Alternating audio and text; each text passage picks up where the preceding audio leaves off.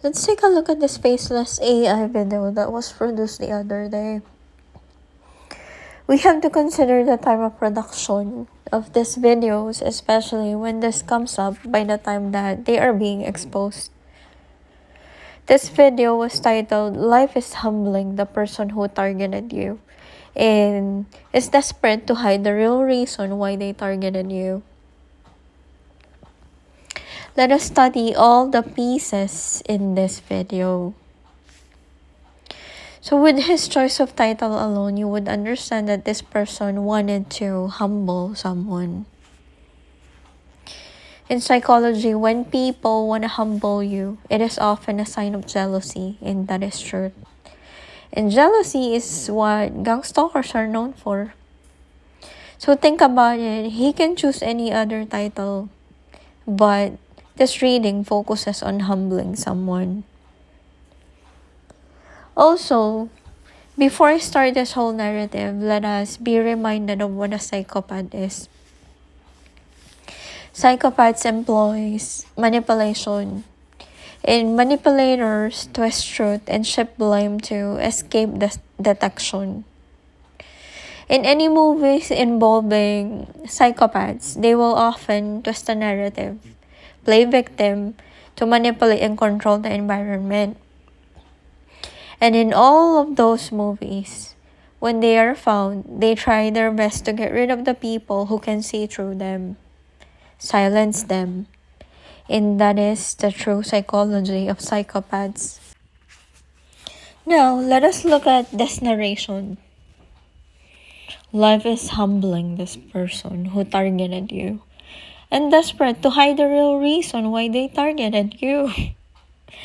So basically, the whole content is based on a villain who allegedly targeted someone, and what's funny here is that this creators attempt to insert one little detail, and a detail that he didn't repeat at all.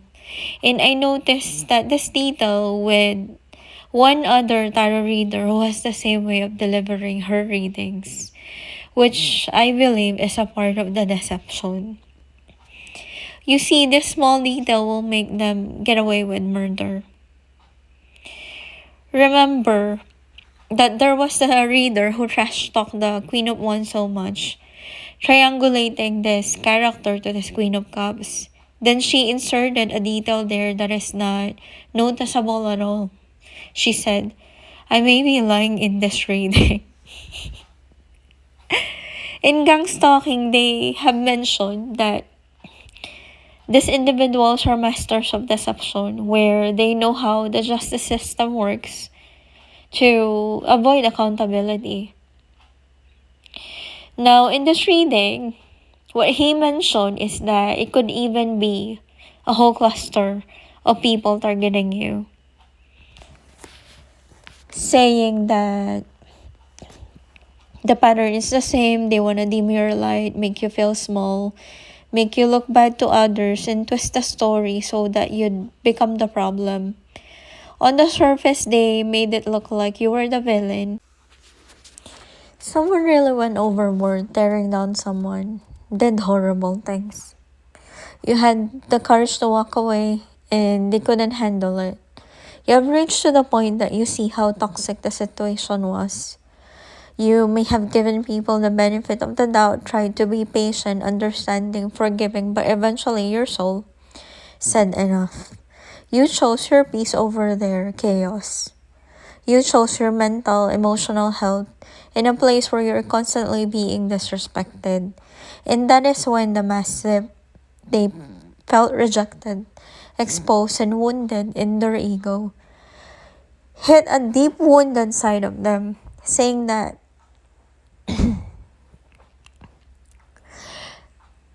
he also said that relationships always crumble for this villain, and that this villain he picked someone on to be a scapegoat, and then he was making a point that if the victim was the problem, how come they are more peaceful than the other one who's always surrounded by chaos? And that his victim in the storyline was about someone who walked away, and that the villain is now living with the same humiliation that they wanted for this victim. And that this victim is targeted because they had the courage to leave, because they were being scapegoated by someone projecting onto them. Then he kept repeating and repeating again that you are someone who chose to walk away to protect your peace. So, what is my point with this video? Like the video I just recently produced about, is the truth really in the fruition of things? So my point there is that when a thief becomes rich, does it mean that the problem is the poor victim? Truth is not that superficial. You see, there are questionable details here that a truly targeted individual can discern easily. Why? This whole reading is about someone targeting someone, right? And targeted individuals are often met with broken relationships, unable to form healthy relationships because they are often sabotaged by lies and deception, and that is every part of their lives. There are accounts out there wherein most are ghosted by people for no reason. Eventually, living through that distress and trauma with people, they eventually just shrinks themselves into isolation. So, if this person's villain is somehow like that, maybe his villain is a true targeted individual and not his victim in the story. Targeted individuals are known to be the villain of the story, so I wouldn't be surprised if this person's villain is the true target, and that would lead to one thing, that this person, this narrator, is none of the light but another gang stalker, hiding behind lights, slandering and defaming the true targeted individual. What else? He mentioned about one person being peaceful and another in chaotic environments. So what do we understand about narcissistic dynamics? Narcissists will often covertly throw chaos in your life, then feign ignorance, then play calm and peaceful. Or they will attempt to trigger you intentionally. Then they will pretend to be calm and peaceful while they tell people that you're unhinged, crazy, delusional, and just crazy.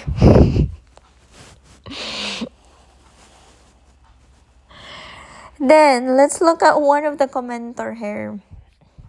She said, "Damn liar."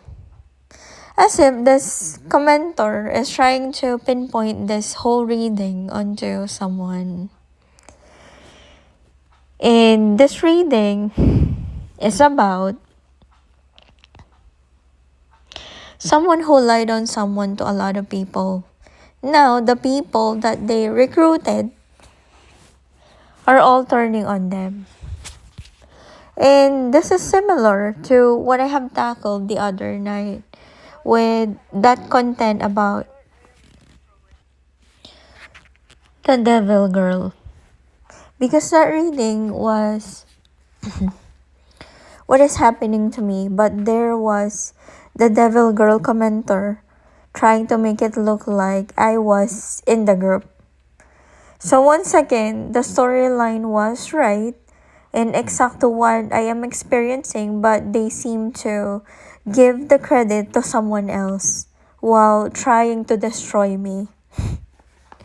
So considering the production of this reading and the timing of the things I have been exposing within the tarot community, hearing this reading as one I am experiencing but having a different victim and placing me as the villain with shady commenters, it's a total mindfuck of the narcissistic group. It's a psychological mind game of these psychopaths where they twist your story, make you out the villain, then play victim. So when he says that the villain makes you feel small, make you look bad, twist your story, So that you'd be the problem. It is actually this narrator doing that. The evil that he talks about is him. As I noted earlier, the creator of this video kept fixating on the idea of the victim walking away, repeating it over and over again. So when someone emphasizes a single point with that much intensity, it raises questions about why they want the audience to internalize that message. If we look at this through a psychological lens, repetition can be a form of influence in a subtle push to shape how the viewer responds to conflict. And if the creator themselves is operating from a manipulative mindset, this kind of messaging could function as a way to pressure the real target into withdrawing, staying silent, or removing themselves from the situation completely. In other words, the insistence on walking away begins to look less like a guidance and more like a tactic. A way to encourage the person who has been harmed to step aside, to stop speaking, to stop revealing the truth, and to accept an unfair situation without questioning it. So whether or not the creator is aware of it, this type of framing can serve those who benefit from the target's silence. Instead of empowering the harmed individual, it subtly steers them toward resignation and isolation, which conveniently removes any challenge to the larger patterns of manipulation, injustice, or deceit at play. So when that message is repeated excessively, it becomes important to discern why and who benefits from the target being dismissed, discouraged, or pushed into silence. In short, this is a trick to make someone walk away and be silenced. In contrary to the shady content, there was another AI content produced today saying, "Their dirty plan against you backfired in front of everyone."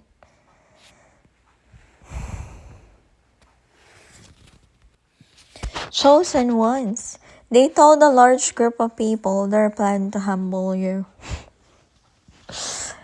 So, if the other reading was about a gang stalker targeting someone being humbled, how come this reading today was about a gang stalker wanting to humble a victim? For me, I can discern with the title alone because truly, it's no one's job to humble another person. So when someone thinks that they need to humble someone, it is driven by ego. Because humility is an internal realization, not an external punishment. It arises naturally through life experience, self-awareness, personal growth. When humility is forced from the outside, it isn't humility at all. It is humiliation, control, or ego disguised as moral authority. So when someone believes it is their responsibility to humble another, that belief usually reveals more about their inner state than the person they are targeting. So most often, this urge is rooted in jealousy or insecurity. Usually, a person like this will say, claiming that the other person is too confident, too arrogant, needs to be brought down a notch, getting too big for themselves. But they don't have the self-awareness to even pause and think that maybe their perceptions towards another person is not even true. So let us be reminded that confidence is not arrogance. Self-belief is not ego. And visibility is not entitlement. Growth doesn't come from being put in your place by another person. It comes from self-reflection, accountability, and lived experiences. When and if the individual is ready. So in short, humility cannot be imposed. And those who try to impose it are usually wrestling with their own ego, not correcting someone else's. We must stand against injustice because silence is the soil where abuse grows. Victims of narcissism and group bullying should never be silenced because their voices are often the only truth strong enough to break the illusion that protects the abusers. Speaking out is not ego, it is integrity, self-respect, and survival. And abusers label our truth as ego, drama, or crazy. Not because it is any of those things, but because accountability threatens their facade. They weaponize reframing to protect their image, avoid responsibility, and destabilize the people they harm. But reclaiming our voice is not self-inflation, it is restoration. It is how we protect our dignity, our reality, and our humanity. So when we speak, we disrupt the shadows that depend on our silence, and that is why our voice matters. When we stay silent to protect abusers, we don't just shield the guilty, we sacrifice the future. Silence teaches society that harm has no consequence, that manipulation wins, and that the vulnerable must endure what the powerful inflict. It allows abuse to become tradition instead of deviation, and it normalizes cruelty, gaslighting, and exploitation, quietly weaving them into the cultural fabric until future generations inherit patterns of harm they never agreed to. So children grow up thinking silence is safety, and obedience is survival, and injustice is simply the way things are.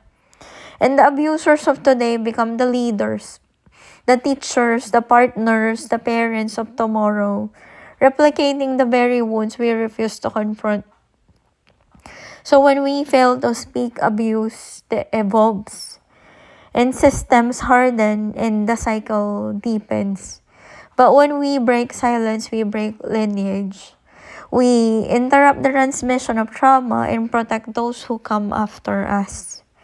Speaking truth is not just for our healing, it is an act of generational defense. I am not walking away to protect my peace. That would be selfish. I am speaking up because protecting the world matters more than my comfort. And you should too. If this level of corruption and deception exists now, imagine what the future holds. If you have children, if you love anyone at all, you should care about what we allow to continue. You didn't care because it didn't happen to you.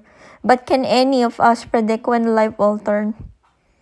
Silence will not save you. And I will not walk away, pretend it's fine, or choose peace over truth. That is cowardice. And that is how abuse survives. I will stay, and I will speak, and I will expose injustice, because that is how we heal the world and make it a better place. So as you were saying, this victim walked away just to protect her or his peace. I stayed and spoke up to make people made aware, increase their level of perception, increase their level of discernment, woke people up to protect them from a potential harm so that demons like you will not operate in the dark anymore. What else? So as you were all trying your best to sacrifice me, to elevate yourselves with your selfish ambitions, I am sacrificing myself to protect these innocent people over a massive destruction of human consciousness.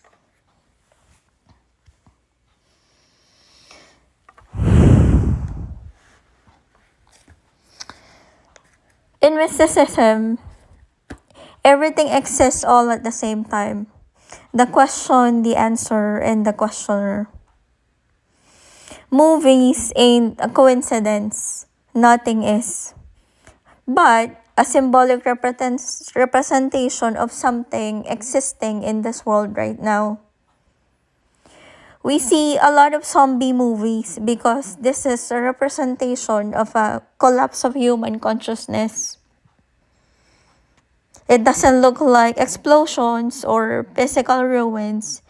It looks like a slow, pervasive distortion of meaning, morality, and perception. It happens when people can no longer trust what they see, what they feel, or what they know to be true. And everything becomes inverted.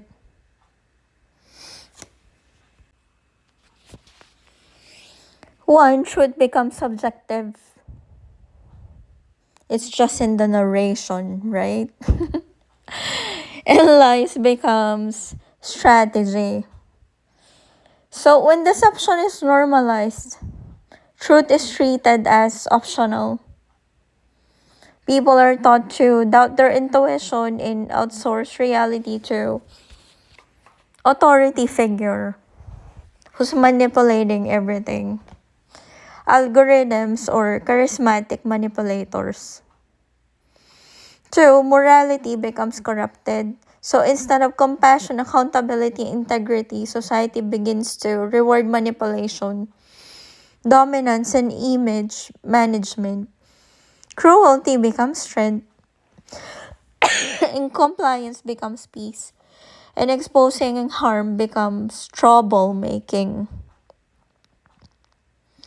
Three, victims become the accused and abusers becomes the heroes or victims. And this is the deepest inversion. Gaslighting becomes culture, scapegoating becomes entertainment, and collective empathy erodes. Four, people become desensitized to suffering. So when corruption is constant, the nervous system numbs itself just to survive. And this numbness is not peace, it is collapse. A society that stops feeling becomes capable of extraordinary harm. Five, relationships becomes transactional. And connection is replaced with performance, and vulnerability is seen as weakness. And authenticity is punished while masks are rewarded. 6, attention replaces awareness. People stop thinking and just starts reacting.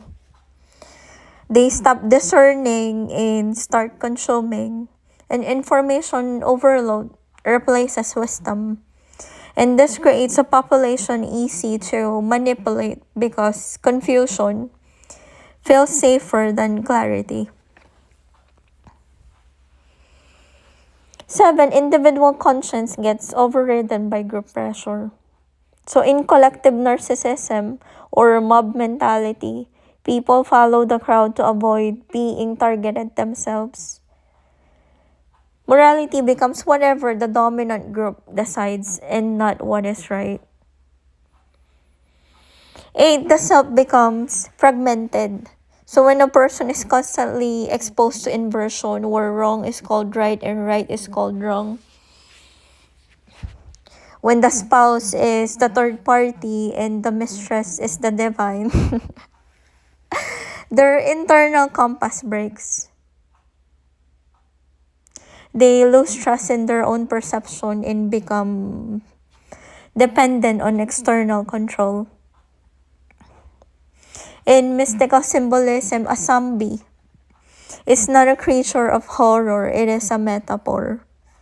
It represents a human being who has lost awareness, lost connection, and lost the capacity for independent thought. It is a symbol of consciousness emptied out.